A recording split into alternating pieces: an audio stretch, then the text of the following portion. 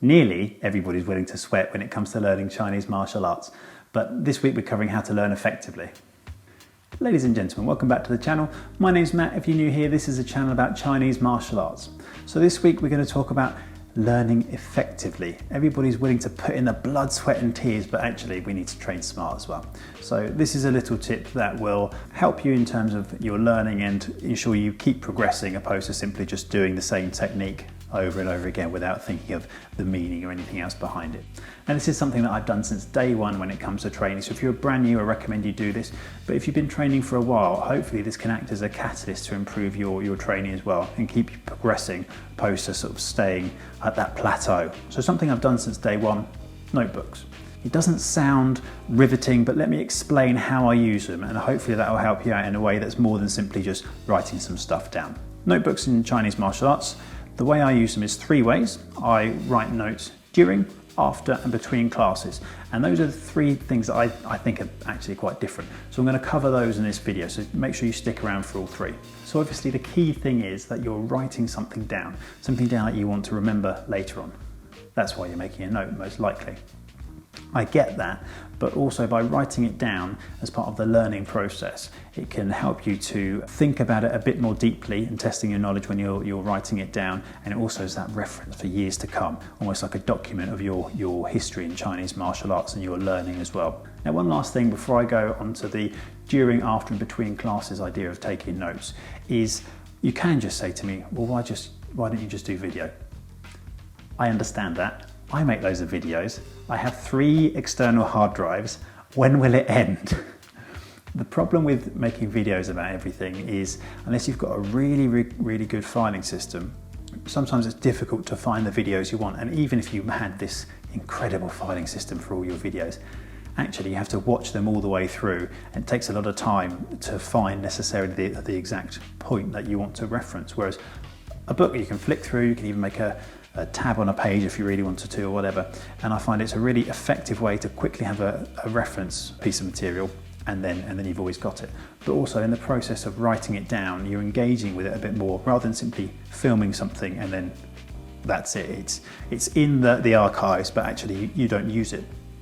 By writing it down, you're having to think about it. So let's cover those 3 things. So first of all, let's talk about during. Now, during, as it sounds, you're in a class, stuff's happening, but something really cool has happened and you want to make a note of it for reference for a later time. That's my classic one when we're in China. Anything that happens, I write it down. And often during the middle of a lesson, I'll start jotting things down just so I've got them for later on, for that evening's training or whatever it is.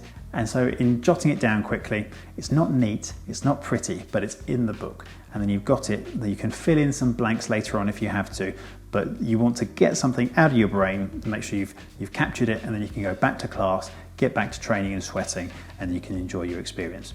So what about after? So after is something different. And if I'm making notes after class, I might be literally in the same room, or if someone's locking up, I've written notes in my car, you might have to do it on the bus or the train, whatever. And that's when you've got a little bit more time. So because you've got more time to do your pretty drawings or explain something, you've got more time to think about it. And that's part of the key, is opposed to just blurting something on a page and doing some stickmen and moving on. You are thinking about it more critically, and you know what it's like when you have to explain something to someone. You have to understand it first if you're going to teach it to someone else. And that's what I feel when I'm doing the notebook. I'm not simply writing it down after class. I'm trying to put it into my own words, explain it to assist my understanding, and also the fact that you're recalling that information again, that's part of learning. That's a way to test yourself, and that improves your chance of remembering it anyway. So I'll be honest with you, it's not like I'm constantly referring to my notebooks all the time, but certainly for me, I find that the process of writing it down, that helps me to remember it. I might remember the picture that I've seen in the book or the way that I phrased it, and it all sort of adds to this amount of knowledge that you're building up over time. So I really recommend you consider doing that as well. Something I'll add as well actually around the after notes is when you're writing them down and putting them into your own words, and obviously you're having to recall it, actually sometimes you go, oh, I'm not quite sure now that I think of it of a particular part of it, a technique, where an elbow was or how the step was or something like that. And then that then generates questions for the next class. So you can ask your teacher, oh, actually, I remember we did this, but I can't remember if it was X or Y. And that improves your knowledge. You're actually thinking about what you're being taught, opposed to just hoping that somehow it will go in. It's a lot more critical than that by writing it down and having to phrase it in your own words. Now, we've got a saying in my day job, if you didn't write it down, it didn't happen. And I'm kind of that way of thinking where, if you haven't documented loads of stuff, it could at some point just get forgotten. Whereas if you make a note of it, you can refer back to it. You may never refer back to it, but at least you know you've got it if you need it. I think it's really key, opposed to simply just hoping you're going to remember every single thing, because we know from life that you can't remember everything. So why not write it down to aid your memory? Okay, so between classes, you've already made your notes during a class, you've made your notes after a class. What are you going to do between classes? Well, now this is something slightly different, and I think this is a really key thing for someone who's really engaged in their practice of Chinese martial arts. It's not simply about the stuff that happens in class. Hopefully you're doing a lot of training outside of class as well. So you might have those light bulb moments where all of a sudden you think, oh yes, that's clicked, that thing that got said to me before, now I understand it a bit more because I've just done something in my own training.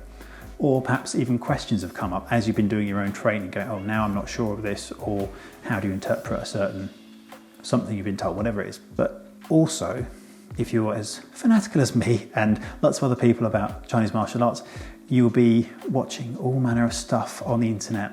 You'll be thinking about maybe fights you've seen, seeing people doing similar but slightly different techniques, people using different techniques from what you would use. These all start to form part of your knowledge and framework of just martial arts generally, and allows you to reflect on your own style and your own training and what you do. And that's something that I put down in a book, and then it can generate questions for the future, or it might help you to understand a technique. Oh, for example, I've been watching UFC fights and seen a particular technique in grappling and go, oh, I know that from this particular part of a form. It's all information which you should capture, because if you don't capture it, you can't guarantee you're going to keep it, and it might just be gone into the ether and you'll never get it back again. So to help think critically about your own training and keep yourself progressing, start to write some notes between classes as well. I would say personally for me, I prefer to have a book. Why do I have a book? Because I've done loads of notes on my phone and all the rest of it. It's not the same. If I scroll down my notes, I mean, I guess it is searchable, so that's something you've got if you're scrolling down your notes in your phone or whatever. But I find you can't say, it's not as tactile. I can't draw a drawing in the way that I might be able to do in a notebook because of the size of my phone. So I would recommend an actual physical notebook. And then it's this cool thing, if I'm being romantic about the whole thing, it's like you're making your own kung fu manuscripts, then you've got them to refer to. But what is cool is the fact that you've always got them, and that's part of your history. I myself, I've just got loads of them at home, and it's interesting even looking back from years and years ago of a particular technique that you've, oh yeah, I remember doing that in that class, or actually even remembering a particular class and who you're with or whatever. It's just a really cool way to remember your Kung Fu and Tai Chi history. So hopefully those tips really help you, even at the very least, think about what you're doing in your own training. I think we can always get stuck in this thing of, you just go and train, you go through your forms, your patterns, your sparring, whatever, and then that's sufficient. I think the sign of an intelligent martial artist and someone who progresses is engaging with the learning and thinking about it critically. That's what helps you to progress. There you have it, guys. So these videos are going to be weekly. Remember to hit subscribe. And here's another video that will show you my thoughts on why you should learn Chinese when it comes to learning Chinese martial arts. See you in the next one.